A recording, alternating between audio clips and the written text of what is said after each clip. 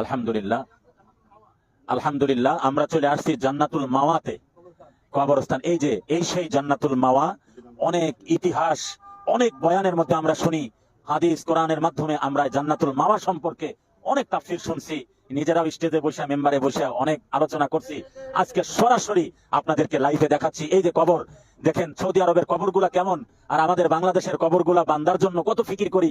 অনেক টাকার মালিক আমরা, বাবাকে কবর দিয়ে চারপাশে বান্ধিয়া দেই, কিন্তু না, কবর বান্দা নিষেধ, কবর বান্দা জায়েজ নেই।